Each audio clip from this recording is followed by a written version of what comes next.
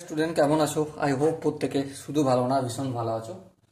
স্ক্রিনের উপর একটা কোশ্চেন দেখা যাচ্ছে, তাই না? কোশ্চেনটা কি বলেছে দেখো, এবিসিডি চতুর্ভুজের A B equal to BC এবং angle B A D equal to angle BCD হলে চারটে অপশন আছে, কোনটা হবে? চলো প্রথমে আমি একটা চতুর্ভুজ অঙ্কন করে নিই। চতুর্ভুজটা কি বলেছে দেখো,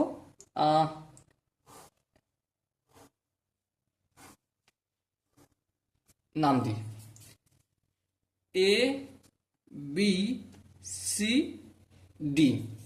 ওকে, এবারে বলেছে কি সেটা আমরা একটু গল্প করে নিই। এই এ বি বাহুটা কার সঙ্গে সমান? বিসি বাহুর সঙ্গে সমান, মানে এটা এটা সমান। বেশ, এ বি সমান বিসি।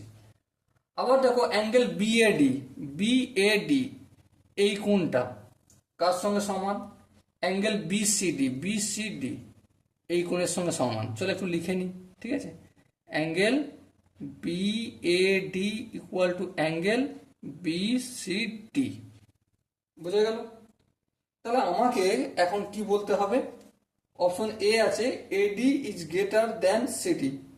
এই এডিটা সিডির থেকে বড়, সেটা নাকি বলতে হবে। আর কি বলবে? এডি ইকুয়াল টু সিডি, এই এডিটা সিডির সঙ্গে ইকুয়াল কিনা সেটা বলতে হবে। আর কি বলতে হবে? এডি ইজ লেস দ্যান, এই এডিটা ছোট হচ্ছে সিডির থেকে, এই সিডির থেকে ছোট কিনা বলতে হবে। আর AD equal to 2 into CD, এই এডিটা দুগুণ সিডির থেকে, সেটা কিনা বলতে হবে। দেখো, আমরা একটা গল্প পেয়েছি যে এ বি সি ডি একটা চতুর্ভুজ, চতুর্ভুজের বিপরীত কোণগুলো এটা যদি থিটা হয়, এটাও কি হবে? থিটা হবে। বেশ, তার মানে কি বিপরীত কোণগুলো সমান, মানে এটা একটা কি সামন্তরিক? হ্যাঁ, সামন্তরিক। তাহলে আমরা কি লিখতে পারি? অতএব এ বি সি ডি একটি সামন্তরিক, সামন্তরিক। বেশ, এবিসিডি একটা সামন্তরিক। এবার দেখো কেমন সামন্তরিক।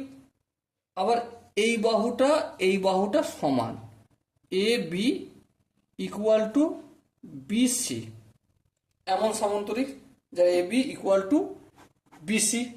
বেশ, তার মানে আমরা সামন্তরিকের একটা ধর্ম জানি। কি জানি?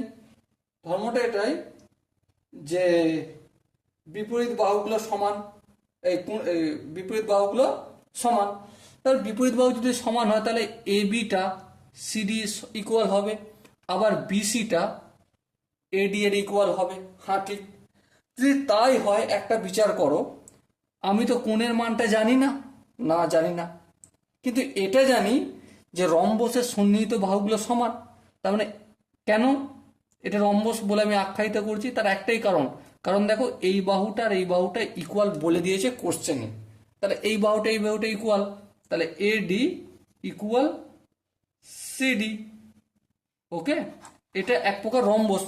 আবার কোণগুলোর মান যেহেতু এটা 90 ডিগ্রি বলেনি, শুধু বিপরীত কোণগুলো সমান বলেছে, তার মানে এটা বর্গক্ষেত্র হতে পারে আবার নাও হতে পারে, কিন্তু রম্বস তো হয়েই যায়।